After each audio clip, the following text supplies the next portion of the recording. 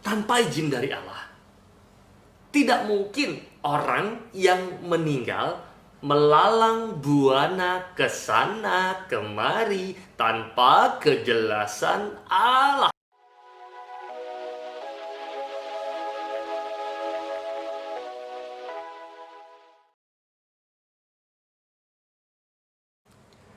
Halo, saya Romo Gandhi. Kita ketemu lagi dalam Cerita Mogan.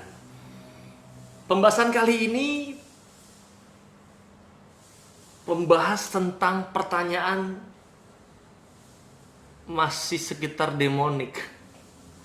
Apakah bisa hantu atau arwah penasaran menampakkan diri? Seringkali dipertanyakan terus-menerus, apakah bisa hantu atau arwah penasaran menampakkan diri? Kita mulai.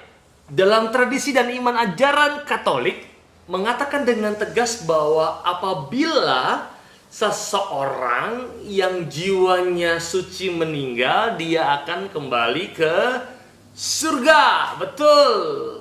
Ada juga yang masuk neraka jika dia dalam keadaan yang berdosa berat.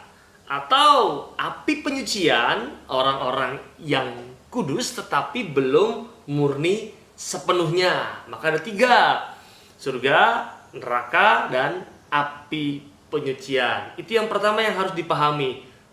Pelajari kembali dalam Cerita Mogan yang sebelumnya tentang api penyucian. Maka normalnya tidaklah mungkin ada yang namanya jiwa pengelana atau arwah yang berkeliling tanpa jelas arah. Apapun alasannya. Disinilah setan bisa memanfaatkan imajinasi seseorang dengan menipu seolah-olah itu anggota keluarga, kerabat, dan lain-lain. Satu kesempatan saya pernah misa arwah, lalu ada teman yang bisa punya pengalaman atau sensitif terhadap hal tersebut mengatakan, Romo, di sebelah Romo ada orang yang meninggalnya. Pakai jas loh Romo, putih, ganteng. Saya tanya kepada teman saya itu arwah orang tersebut atau setan? Lalu dia mengatakan, itu setan Romo. Dan saya puji itu. Di sini gereja tidak pernah mengatakan, tidak mungkin ada kejadian seorang yang sudah meninggal menampakkan diri kepada keluarga atau orang dekatnya untuk komunikasi. Gereja tidak pernah mengatakan tidak mungkin ada kejadian seorang yang sudah meninggal menampakkan diri kepada keluarga atau orang dekatnya untuk komunikasi. Gereja mengatakan normalnya bukanlah fenomena biasa. Arwah bisa betul muncul atau bukan tipuan setan kalau ditegaskan arwah itu betul bisa muncul dan itu bukan tipuan setan kalau memang diizinkan oleh Tuhan, kalau memang diizinkan oleh Allah. Tentu dengan maksud apa? Tentu dengan maksud yang dikehendaki Tuhan. Misalnya untuk memohon doa atau untuk mengatakan sesuatu agar yang masih hidup itu mengalami pertobatan dan lain-lain. Kata kuncinya adalah diizinkan oleh Allah dengan maksud yang dikehendaki oleh Allah. Nah, sejarah mengatakan dalam hidup para kudus ada arwah yang bahkan setelah masuk surga orang kudus tersebut menampakkan diri dan berterima kasih. Misalnya kasus Santo Martinus de Porres, Buddha Dominikan yang suci berdoa untuk arwah di api penyucian. Dan ketika mereka sampai ke surga menampakkan diri kepada Santo Martinus de Porres untuk mengucapkan terima kasih. Ada itu. Yang dikatakan di sini itu bukan fenomena umum atau normal. Kalau seseorang yang sudah meninggal masih berkomunikasi seperti kita, ini bukan fenomena yang normal. Maka percaya bahwa seseorang yang meninggal bisa berkomunikasi dengan yang masih hidup bukanlah sebuah yang absah secara normal. Bukan kejadian yang biasa, tetapi kejadian yang tidak biasa. Maka dalam cerita kali ini juga mau mengklarifikasi beberapa fenomena yang dianggap pernah terjadi dan membuat kepercayaan dan komunikasi dengan orang-orang yang meninggal terjadi benar-benar. Misalnya, seseorang yang meninggal muncul dalam mimpi. Jangan-jangan kita juga pernah begini. Mimpi tidak bisa menjadi sarana komunikasi ilahi. Salah. Mimpi itu bisa menjadi sarana komunikasi ilahi. Dan itu memang benar ada. Mimpi itu bisa menjadi sarana. Gereja tidak menolak itu. Ini terbukti dalam pengalaman Bapak Suci Santo Yosef. Masih ingat ceritanya? Ditampakkan oleh malaikat. Namun itu dicatat bukanlah sebuah gejala yang umum. Patut disadari oleh kita. Dalam hal psikologis pun itu muncul. Bukan si meninggal yang mau berkomunikasi, tetapi gerakan bawah sadar dan sugesti orang yang hidup membuat seolah-olah orang yang meninggal masih mau berkomunikasi. Secara psikologis itu muncul. Dan gerakan bawah sadar ini diselidiki oleh seorang ahli yang bernama Sigmund Freud. Dan ini bukan ranah saya untuk membahas lebih jauh. Dan yang kedua adalah orang yang meninggal meminjam badan yang hidup untuk berkomunikasi. Dan ini yang paling tidak mungkin sebenarnya. Orang yang meninggal itu meminjam badan yang hidup untuk berkomunikasi. Mengapa tidak mungkin? Karena yang meninggal adalah manusia dan tidak mempunyai kemampuan seperti itu. Dan adalah setan yang bisa melakukannya karena setan mempunyai kemampuan untuk mengontrol kemampuan sensorik dan motorik manusia. Bahkan dikatakan setan bisa mengontrol kemampuan psikologis manusia.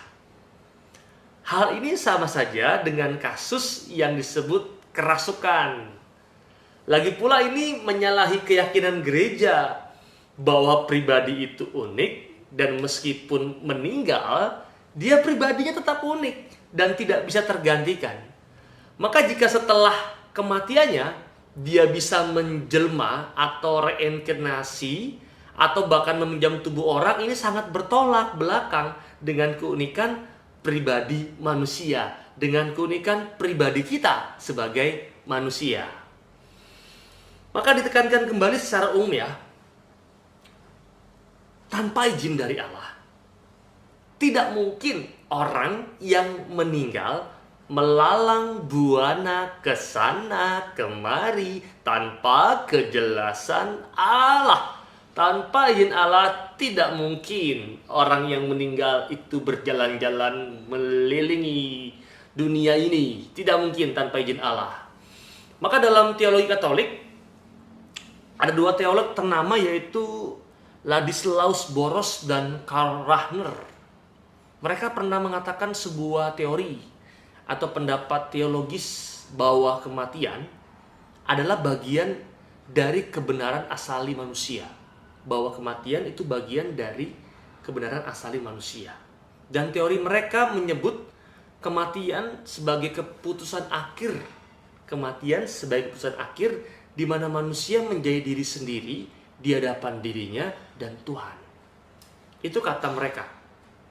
Maka ada kalanya manusia perlu mencari waktu, perlu waktu untuk mengumpulkan serpihan kehidupannya yang terpecah-pecah selama hidup yang terbatas untuk disatukan dalam rangka pengenalan dirinya sendiri dan di hadapan Tuhan.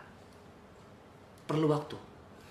Disinilah, ada kesan seolah-olah terjadi fenomena hantu. Orang yang meninggal menampakkan diri. Hal ini sebenarnya bukan hal baru. Tetapi juga diperkuat oleh riset tentang yang kita kenal istilahnya itu mati suri dan hidup kembali. near death experience oleh periset yang terkenal yaitu Raymond Moody. Disitulah orang melihat cahaya terang, melihat jiwa dan badannya lepas, dan melihat dari kejauhan jasadnya dan sebagainya. Itu mati suri. Namun ditekankan pula bahwa riset Moody dan pendapat dua teolog tersebut berbeda karena sudut pandangnya pun juga berbeda. Yang pertama, yang satu pendapat tentang mati suri dan satunya lagi tentang pendapat teologis mengenai bagaimana keadaan dan situasi orang yang meninggal, yang dipahami dengan mengumpulkan serpihan hidup untuk dipersatukan kembali demi pengenalan diri dan di hadapan Allah. Namun satu hal lagi, menarik, baik pendapat Moody dan juga dua teolog tersebut belum merupakan pendapat resmi dari gereja. Yang menarik, pendapat dua teolog tersebut juga tidak ditolak oleh gereja. Artinya, gereja itu diam, tidak menyetujui, namun bukan tidak menolaknya. Bagaimanapun juga, saya mengatakan misteri kematian tetaplah misteri, dan manusia tidak bisa berspekulasi untuk hal itu. Cukup demikian pembahasan kali ini. Semoga tidak membuat pusing, bahkan bingung. Selamat untuk mempelajari dan mencari kembali hal-hal semacam ini dengan lebih hati-hati. Dan ingat bahwa kematian adalah sebuah misteri ilahi. Semoga membantu Cerita Mogan kali ini. Kita ketemu lagi dalam Cerita Mogan yang berikutnya. Saya Romo Gandhi. Salam.